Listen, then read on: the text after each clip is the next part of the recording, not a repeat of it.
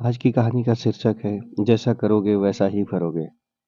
भगवान भागवत गीता में श्री कृष्ण ने कहा है कि कर्मों का फल हमें उसी तरह ढूंढ लेता है जिस तरह एक बछड़ा हजारों गायों के बीच अपने व्यक्ति को ढूंढ लेता है। कर्म फल इंसान को भोगना ही पड़ता है। हमारे किए गए कर्म हमें ढूंढ ही लेते हैं, फिर चाहे वो अच्छे कर्म हो या बुरे कर्म हो। हम लोग इस बात पर ज़्यादा गंभीरता से नहीं लेते हैं और ये सोचते हैं कि बुरे कर्म करने वाले लोग जो है सोसाइटी में, हमारे समाज में काफ़ी अच्छा कर रहे हैं। लेकिन हमें भूल जाते हैं कि जो बुरे कर्म करने वाला व्यक्ति होता है, उसे आज नहीं तो कल उसके अच्छे कर्मों का या बुरे कर्मों का हिसाब ज़रूर भोगना पड़ेगा। ऐसे ही बात है एक दुकानदार की और एक व्यापारी की। बहुत समय पहले की बात है, शहर से दूर गांव में एक दुकानदार था जो अपने साथ ही गांव के एक व्यक्ति से रोजाना 1 किलो घी खरीदता था, जिससे मक्खन बनता है। वो दुकानदार कई सालों से उस व्यक्ति से मक्खन की खरीदारी कर रहा था। एक दिन दुकानदार ने सोचा कि मैं रोज उस व्यक्ति से मक्खन खरीदता हूँ, लेकिन बहुत समय से मैंने इसे वजन करके नहीं देखा है, तौल कर नहीं देखा है। आज तौल कर देखते हैं। अगले दिन जब वो मक्खन देने के लिए आया, दुकानदार ने मक्खन का वजन किया तो देखा मक्खन सिर्फ तो 900 ग्राम है। 1 केजी मक्खन की जगह आप मुझे 900 ग्राम दे रहे हो। उस दुकानदार को काफी गुस्सा आ गया। वह दुकानदार गुस्से में गांव के पंचायत के पास गया और उसने उस व्यक्ति की शिकायत कर दी।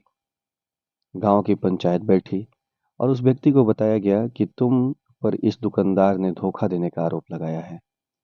तुम इस दुकानदार को देने वाले मक्खन में हेरा फेरी करते हो और हर बार तुम्हें इसे 1 किलो मक्खन की जगह सिर्फ 900 ग्राम देते हो। क्या तुम्हें अपनी सफाई में कुछ कहना है? गरीब व्यक्ति बोला, साहब, मेरे पास वजन तौलने के लिए सही माप तौल या कोई मशीन नहीं है। मैं रोज इस दुकानदार से अपने लिए 1 किलो गेहूं खरीदता हूँ और अगले दिन उसी गेहूं को तराजू के एक तरफ रखकर इस दुकानदार के लिए मक्खन तौलता हूँ। अब आपको जो भी पूछना है इस दुकानदार से पूछिए। पंचायत में बैठे सभी लोगों को पूरी सच्चाई समझ आ गई और उन्होंने उस दुकानदार को गांव से बाहर करवा दिया। यह छोटी सी कहानी हमें यह सिखाती है कि जैसे कर्म हम करेंगे, उसका रिजल्ट भी हमें वैसा ही मिलेगा। हमारी चालाकी ही हमारा नुकसान कर देती है। हम जो भी दूसरों को देते हैं या दूसरों के साथ जैसा भी व्यवहार करते हैं, वह कभी ना कभी लौट कर हमारे पास आता है। किसी के साथ यदि हम अच्छा करते हैं, तो हमारे साथ अच्छा ही होता है, चाहे थोड़ा देर से हो। जैसे दुकानदार को अपनी ही चालाकी से नुकसान झेलना पड़ा, उसी तरह हमें भी अपने कर्मों की वजह से कभी ना कभी नुकसान झेलना ही पड़ता है।